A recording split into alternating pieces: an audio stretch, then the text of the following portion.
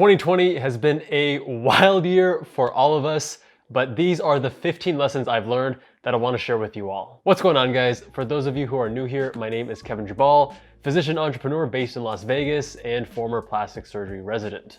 The first one is controlling what you can control when everything seems like it's out of control. So earlier on in the pandemic, around, I'd say March, I was definitely not happy. The whole craziness of the world, being super isolated, being super lonely. Also because I'm immunocompromised, or rather immunosuppressed, I felt very just uncomfortable even like going to the grocery store. So I was trying to get food delivered to my place and I just wasn't happy. I've talked about it in some previous videos earlier this year. And one of the things that really helped me was getting a semblance of control back in my life. And that came in the form of structure. So I'm not normally that structured with my schedule as I was back then, but I had, essentially every hour block or every 30 minutes of the day planned out. And I followed that for close to 8 weeks. I was sleeping every day by 10 p.m., waking up by 5 or 6 a.m. I had my work blocks, I had my break, I had et cetera, et cetera. And that just added a sense of normalcy and routine to my life that I really needed at that point. And then since then, obviously I loosened up and things have been a lot more relaxed and kind of back to pre-COVID levels in terms of my daily schedule. Number 2 is the idea of mundane calendaring. So even those mundane things, like if you want to build a new habit and it's pretty mundane, I still think there's a lot of value in putting it in your calendar, assuming that you follow your calendar and look at it every day. So one thing for me that I started this year was the idea I wanted to talk to my mom every week because, life is short. People are, dying from this illness. Every Sunday evening, I just had it in my calendar to call my mom.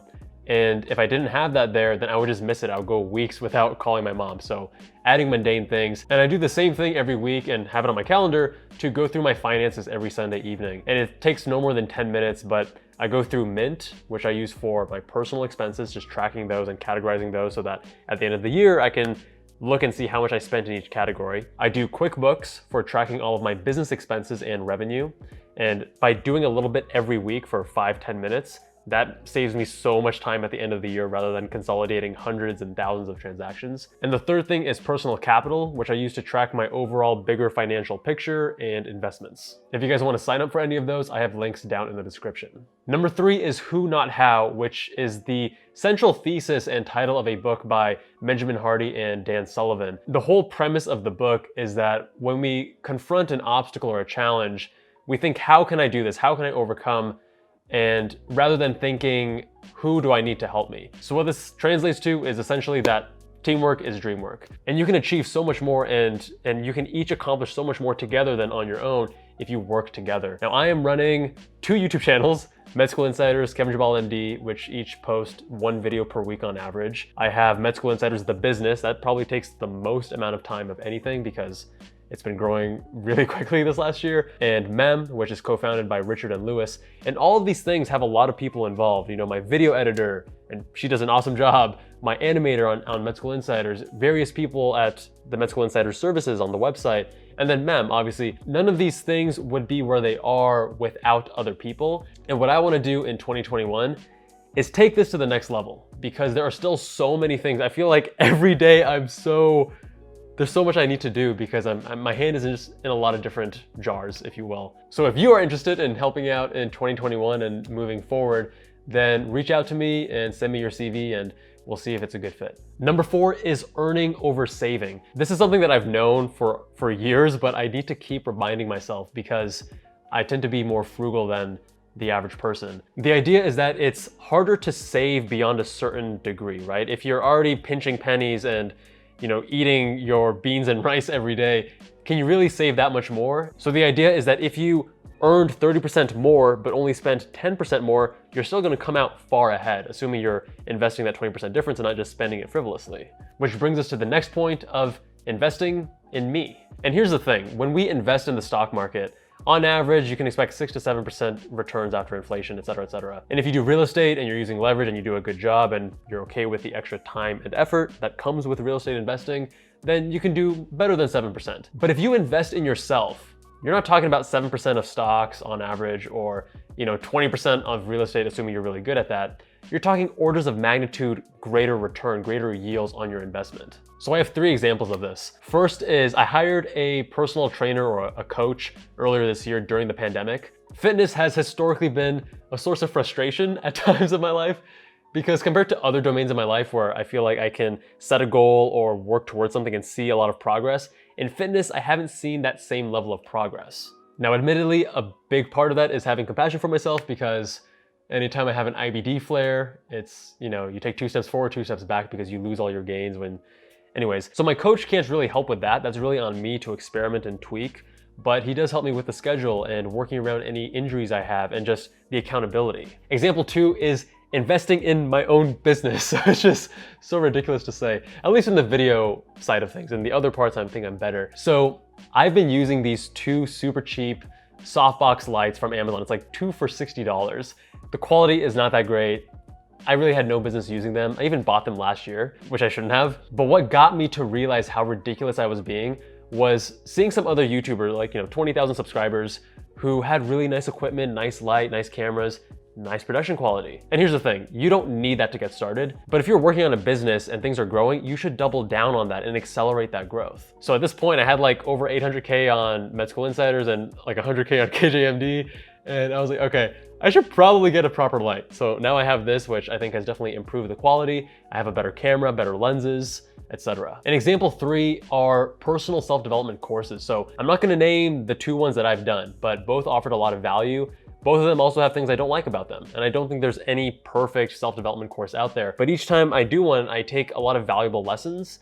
It helps me understand myself, the world around me, other people, and you also meet really cool lifelong friends. Number 6 is barbell spending. Now I got this from Ramit Sethi's I Will Teach You to Be Rich, for which I have a book summary if you want to check that out. And the idea here is that, like a barbell that has 2 large weights on each end, you should spend heavily on those things you really care about, and then cut ruthlessly and be super frugal on those things that you don't care about. So I enjoy reading, and I think there's a lot of value in reading. And I've had this Kindle Paperwhite since 2016. I bought it on Craigslist for $40 because I didn't want to pay $80 full price or $100 full price because I was strapped back then. And then on Black Friday, there was a sale, I think $190 for a new Amazon Oasis. There's nothing wrong with this at all, but the reading experience was marginally better with this. The main reason that actually I bought one of these is because it has a color temperature setting. So at night, I do have sleep onset insomnia.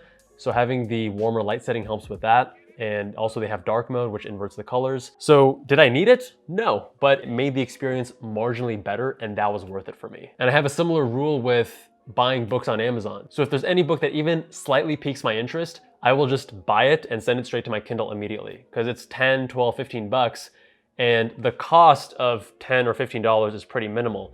But the possible upside of finding a book that offers a lot of value and teaches me a lot of great things, which many books in the past have, admittedly not every one, then it's totally worth it. So even if I buy 10, 20, 100 books and only 5 of them really offer tremendous value, it's still worth that investment. The other thing I've heavily invested in is cars. So not in the sense of buying better cars, but rather the driver mod. So the driver mod is when you go to autocross events or track days and you work on becoming a better driver. So unlike any other car modification where you upgrade your exhaust or your wheels or your suspension or your engine, the driver mod actually goes with you regardless of which car you're in. So the idea here is that my car is awesome and fun to drive and is a great tool to learn with. And by doing track days, they're expensive. So I could spend the money on upgrading, wheels and tires, or I can spend that money on just becoming a better driver, which I think is so much more fun, so much more rewarding. And it's something that I'm gonna be doing a lot of in 2021. I've already signed up for a few track days. So I actually talked about it in another video and I almost crashed, but still it is so exciting. It is the most fun you can legally have. At least I'm convinced of that. Number 7 is having 3 big goals. So as part of my morning journaling practice, I have a slot for 3 long-term goals I'm working on. Now there's no rule as to what these need to be, but for me, one was a business growth goal, one was a personal financial goal, and one was a fitness goal. And I think there's value in having these goals because you're constantly reminding yourself and your subconscious of what these goals are that you're trying to work towards. And then you'll have these little moments throughout the day where you make these micro decisions and small actions that will bring you closer and closer to those goals. It's almost like having affirmations. And by using the system, I hit both my business growth goal and my personal financial goal well ahead of schedule. And I'm making progress with that fitness goal. I'm definitely not there yet, but my body fat is decreasing and my weight is stable, which means I'm gaining muscle, losing fat, so I'm happy about that. Number 8 is having a hobby project. So if you're anything like me, most of your goals are gonna be related to like business or academia or finances or kind of like work stuff, right? So a guideline I try to live by is to have one hobby project that I'm working on long-term as well at any given moment. If we're not mindful of this, then we fall into the trap of, in work, we can be creative and put out a lot of effort and focus and, create things. But in our leisure times, we then just consume and we just watch TV and we just watch this and play video games and whatever. And we're not being as creative in our leisurely pursuits as well. So one of those things was in the summer, earlier this year, we went to Salt Lake City, me and one of my buddies, and there was no event or anything. We just decided to do a century, which is 100 miles on a bike, which was kind of crazy considering I had only ever ridden 42 miles in a single ride before then. So going from 42 to 100 was kind of a struggle, and don't do it without preparing properly. And I talk about it in this other video if you want to learn more. Now I have a new project, which is actually a third YouTube channel I'm starting, which is totally a hobby project. Don't plan on making any money from it. It's purely just indulging an interest of mine. And I don't even know how long I'm gonna do it, but I have a goal to make 20 videos on it. And then after that, I'm gonna see if I wanna continue or give it up. And the last thing is I bought some of these like artistic pens and calligraphy sets, and I'm trying to get back into drawing and art, and I've been spending a lot of time on penmanship porn on Reddit that has like all this beautiful writing, which is super cool. And back when I was a kid, I used to do a lot of drawing. So I'm trying to get back into, using my hands and a pen or pencil to do stuff. Number 9 is the concept of having personal rules. This is something I've followed for years, but there have been some recent events that reminded me of the importance and how you can sometimes fall into traps that will challenge your personal rules. And the reason it's so important to have these is because you want to have guidelines for yourself set up so that you don't have decision fatigue in the future or just make stupid decisions. So for example, not too long ago, some family members of mine went to a social event where there were 15 to 20 people gathered in an enclosed space, and everyone was wearing a mask, which is awesome. But by the end of the night, no one was wearing a mask, which was troublesome and obviously disappointing. And this negatively affected some of our holiday plans because of exposure concerns, but it's a good reminder of the slippery slope. We think we're being good and safe, and all it takes is just one time to slip up and just loosen a little bit, and then boom, all your hard work, all your good deeds get undone. And this can happen to anyone, right? You go to this event, hey, we're all gonna wear masks, okay, yeah, we're gonna be safe. And then, 2 hours in, a couple of people take off their mask because they're getting tired of their mask or whatever. And then, another hour passes, more people take it off. Next thing you know, you're the only one wearing it, and maybe you feel some peer pressure to take yours off as well. So it's like this foot in the door phenomenon. You kind of you go a little bit at a time. You're not going from 0 to 100. You're not going from being careful, wearing a mask, taking precautions, to then being like, YOLO, I DGAF. Number 10 is work and leisure delineation. Back when I was in residency, I had a 2-bedroom townhome, which was so awesome because I had a bedroom I could sleep in, and then I had a study or office where I could do all my work, my YouTube filming, my standing desk, all my computer work. That was really helpful for me to delineate work from play or relaxation, because now here in my current place, I just have one, big bedroom that has my desk and my bed. And I find myself, struggling with that separation of work and play, and then finding the work bleeding into the leisure time and then affecting my sleep and things like that. So especially this year with all the craziness in the world and being locked in, I think this has become even more important, something I'm going to prioritize, kind of going back to investing in yourself. So in 2021, I will be moving, and one of the things I'm going to prioritize is making sure I have enough space for a YouTube studio and an office, and then a separate bedroom and a separate, leisure space. Number 11 is having a thought inbox. So this is really popular in productivity circles, and this comes from David Allen's Getting Things Done framework. The idea is that your brain is better for having ideas rather than storing them. So when you have an idea, store it someplace else using technology. And I've been following this and ruthlessly putting down all my ideas in my to-do list app called Things 3. And it's a super quick, super seamless, super polished app. And I can just quickly pull it up, jot down a to-do item, and then even have extensive notes. And then that goes into my inbox. And then once a week, again, going back to my calendar point, I can then go through that inbox and then categorize them to different projects or schedule them out in the future or just act on them. And this has allowed me to free up a lot of that mental RAM, if you will, and then be able to think more clearly. And strangely enough, even connect a lot of these ideas that I'm having that I've written down elsewhere into new synthesized thoughts as well. The key though is having these all in one spot. So if you have things written down in one app and then a different app on your computer and then some other place, it gets kind of messy and then you don't really know where each thing is. So I use Things 3 because it's on my phone, iPad, computer, watch, and it syncs across all of them. And then if it's at night and I don't want to backlit the device, I always have a notebook and pen on my nightstand. So then if I can't sleep and I have all these ideas, I can just pull it out and write down without disturbing my circadian rhythm and melatonin.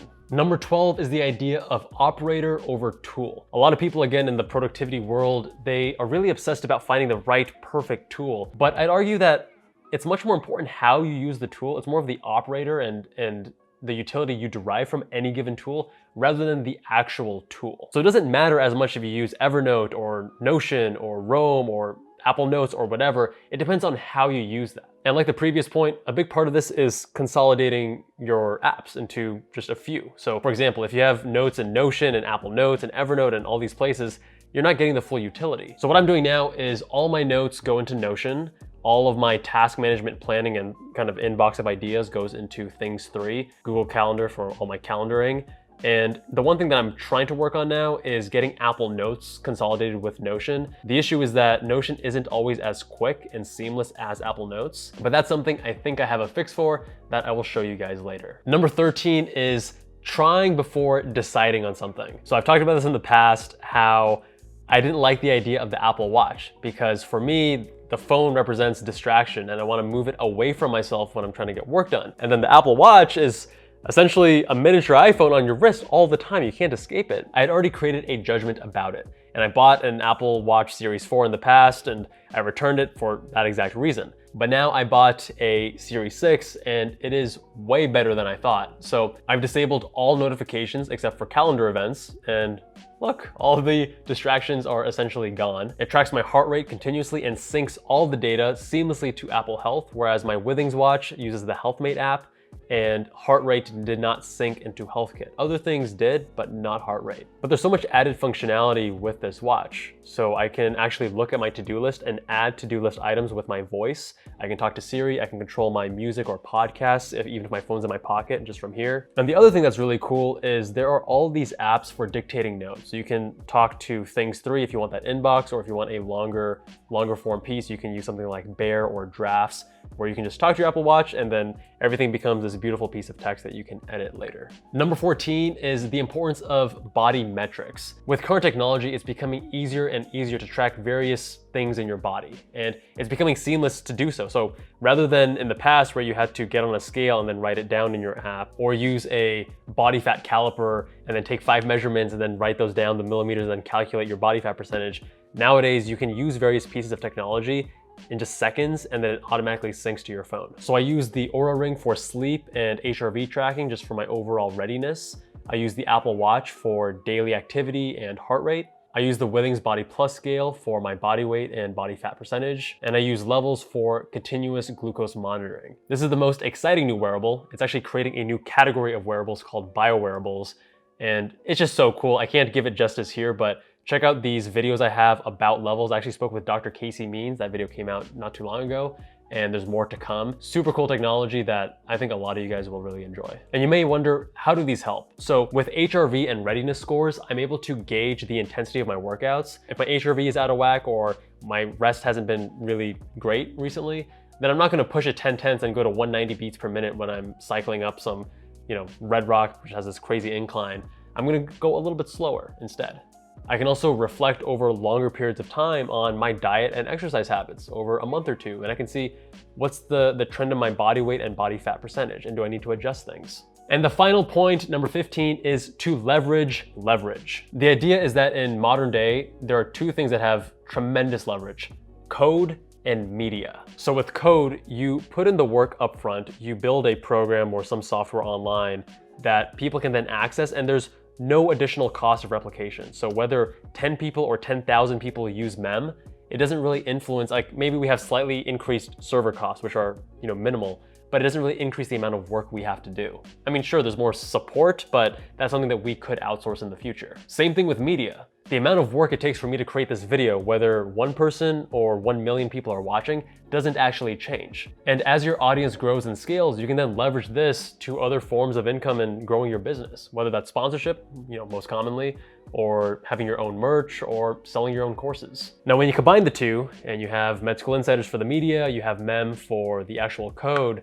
I mean, the possibilities are so tremendous. It's really exciting. I'm super stoked for 2021 because the world of MCAT studying and prep is going to be transformed by these two. All right, guys, that's it for this video. Thank you all so much for watching. Hope you have a happy new year. Much love, and I'll see you guys in that next one.